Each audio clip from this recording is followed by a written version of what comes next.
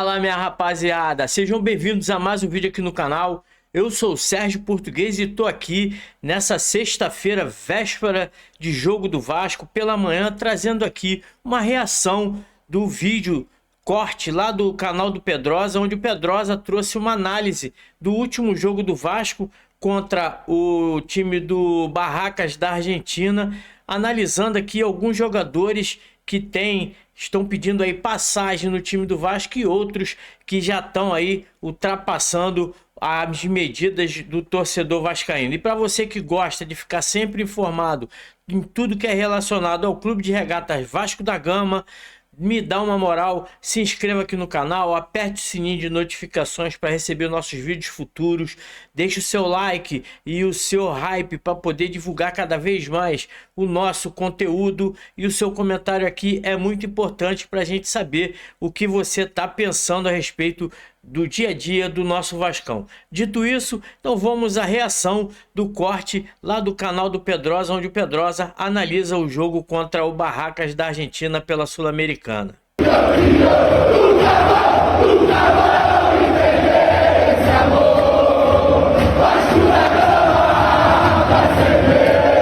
O JP é disparadamente o melhor em campo. É muito claro e cristalino como esse moleque tem qualidade para jogar.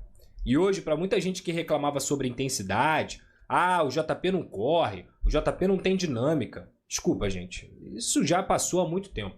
O tempo que o JP passou dentro do Avaí, ele foi um momento crucial para ele amadurecer como atleta. E cada vez que ele entra tranquilo, sem sentir a camisa do Vasco, distribuiu o jogo. Lançamento para cá, lançamento para lá, passe por dentro, competiu, desarmou, chegou para poder, dentro da área, conseguir finalizar. E foi uma das poucas boas jogadas que o Vasco teve no segundo tempo. O JP foi disparadamente o destaque e o recado é muito simples. Ele tem que jogar. Titular. Tipo assim, ele foi o melhor em campo, jogou muita bola, participou bem ali da armação do time, mas a falta de intensidade ainda é relevante, né? O time da Argentina não marcava, deu espaço para ele jogar. Temos que ver, né, um jogo desse contra o Remo, num calor de 4 horas da tarde, com a pressão da torcida adversária. A gente tem que ver se realmente ele merece essa chance no time titular. Eu acredito que no lugar do Tietê ele tem a vaga ali. A reserva, não sei, mas ele tem que jogar. Ele tem que ter minutos. Ele tem que estar dentro dessa rotação do Vasco. Não dá para reclamar, ficar reclamando de profundidade, quando você não aproveita um jogador como esse. Que já tinha ido muito bem num contexto difícil contra o Cruzeiro, jogou muito bem contra o Cruzeiro e depois sumiu. Não dá para sumir. Vai lá na Argentina, faz o jogo que fez. Foi o dono do meio-campo. Esse moleque tem que jogar. Ele é o futuro do Vasco. E ele sabe muito bem o que é vestir essa camisa. Pode jogar de 5, pode jogar de 8, pode jogar de 10. É simples. Tem que jogar. Mais um pouco à frente, a gente viu o Matheus França, em alguns momentos, jogando como um ponta-direita, mas também caindo para dentro para poder ficar ali ao lado do Spinelli. E na esquerda, o Nuno Moreira. Aí a gente vai começar a falar das partidas bem abaixo, mais uma vez, do Nuno Moreira e do Matheus França. Eu acho que o Nuno hoje até tentou, mas eu não consigo entender o que tem acontecido com esse atleta, cara. Um atleta qualificado, um atleta que chegou no ano passado, foi um grande destaque, que participou de gol, que deu assistência, que cresceu nos jogos grandes, mas em 2026 ele não chegou, cara. Eu acho que o problema foi aquela bronca que o Diniz deu ali em público nele. Se você reparar, depois daquilo ali, ele sumiu totalmente do time do Vasco, né? Deve ter desanimado, deve ter se sentido muito magoado. Eu acho que é questão psicológica.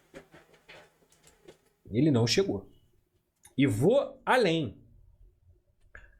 O ciclo do Matheus França com a camisa do Vasco acabou, cara.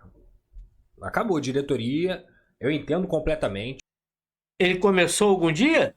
Que pra mim ele nunca começou esse ciclo. Maior decepção dos últimos tempos. Eu sempre falei isso aqui. Acho que o Matheus França tinha muito potencial para poder ajudar o Vasco, mesmo, de verdade. Ele sai do Flamengo como uma grande promessa, ninguém custa 20 milhões de euros à toa. Ele vai para o Crystal Palace, tem as lesões, não consegue se firmar, mas dentro do futebol brasileiro eu imaginei que ele fosse ter um bom nível e a análise de qualquer scout que viu o Matheus França, inclusive eu até citei para vocês aqui, Cruzeiro, Palmeiras, olharam e tentaram a contratação do Matheus França, mas não deu. Não deu certo, cara. O Matheus França já jogou de camisa 8, de camisa 10, de camisa 9, de ponta pela direita, de ponta pela esquerda. E, infelizmente, ele não conseguiu ajudar o Vasco. Se foram 2, 3 jogos aí que o Matheus França realmente jogou bem com a camisa do Vasco, é muito que eu tô falando aqui. Cara, não teve um jogo que ele jogou bem. Teve ali 1 ou 2 jogos que ele jogou mais ou menos. Bem, ele nunca jogou no Vasco. É muito. E não deu, cara. Não deu, não tá dando.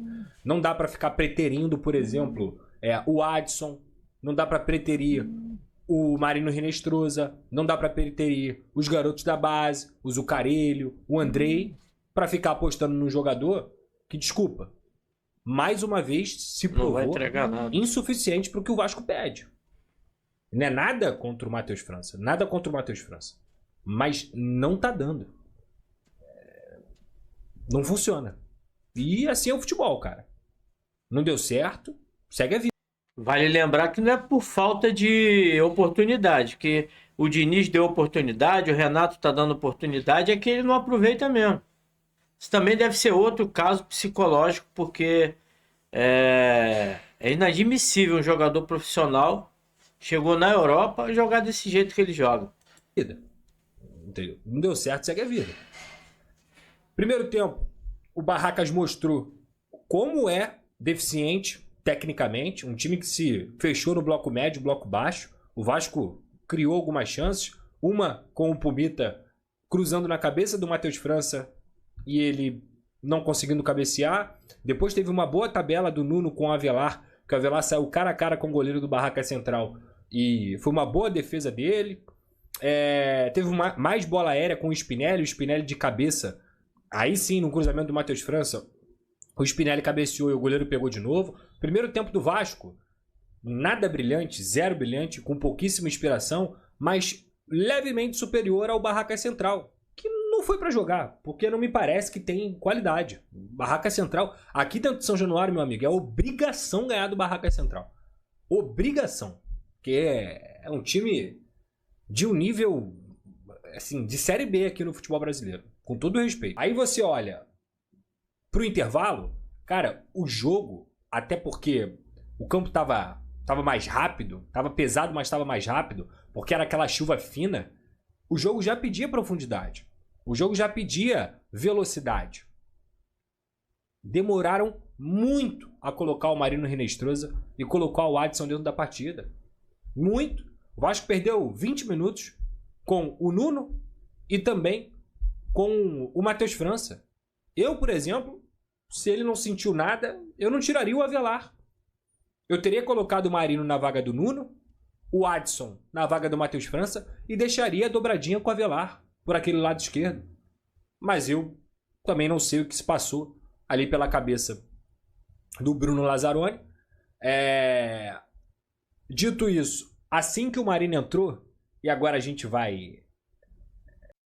Eu acho que o Marino e o Adson melhoraram, mas não foi porque eles jogaram tanta bola assim, não. Foi porque o Vasco começou de novo a incomodar o time adversário. O Vasco estava atônito no segundo tempo, estava já pedindo para tomar um gol. Aí quando começou a incomodar de novo o time argentino, eles começaram a se resguardar, né? Como foi o primeiro tempo inteiro. Não vieram para atacar o Vasco. Tiveram a oportunidade e não conseguiram. O Vasco voltou a atacar o time do Barracas. E aí o Vasco melhorou no segundo tempo. Olhar pro Marino individualmente falando, e eu acho que eu vou na contramão, cara. Eu vou na contramão. Eu vi uma boa entrada do Marino hoje. Ele jogou muito? Ele jogou bem? Não vou nem chegar nesse ponto. Mas achei longe de ser a tragédia que muitos pintaram aí, pós-jogo, rede social. Cara, ele entrou sendo a válvula de escape, ele fez uma boa tabela com o JP lançou pra ele, ele pegou, driblou, temporizou, tocou pro JP de volta aí, por pouco não foi gol. O chute do JP desviou na defesa do Barracas Central. O Marinho conseguiu fazer um cruzamento, descolar um cruzamento ali na ponta esquerda, que o Spinelli quase alcançou. E é isso, cara. Ele se enrolar com a bola, infelizmente, vai ser algo que vai acontecer com frequência. Tá muito claro que ele tem, e eu trouxe essa informação aqui, dificuldade em certos fundamentos. Em certos fundamentos. Agora, achar que foi essa tragédia toda... Porra, gente, tragédia foi o jogo do Matheus França, porra. Tragédia foi o jogo do Spinelli. Jogou nada o Spinelli. Incrível. Na bola Que é também um não cara que eu chegava. gosto. Mas nem no toque final, que é a especialidade dele, na briga com os zagueiros, ele conseguiu ir bem. Então, assim, eu não acho que ele jogou bem, como aqui o Bruno Inácio falou. Tá zoando que o Bagres Trouxa jogou bem. Não é que ele tenha jogado bem. Eu só acho que não foi essa tragédia toda. A válvula de escape que ele conseguiu trazer ali pro lado esquerdo era uma coisa que ninguém tava conseguindo fazer. Não tava conseguindo fazer. Então, eu não vou entrar nessa onda agora. Ainda acho, inclusive, que, por exemplo, o Marino René de Trouxa poderia ter entrado como titular hoje, em vez do Matheus França. Por que insiste no Matheus França? Que é um jogador que não mostra nada, há 6, 7, 8 meses com a camisa do Vasco, e não insiste no cara que custou 5, 6 milhões de dólares para os cofres do clube. E aí, rapaziada, gostaram do corte aí do Pedrosa?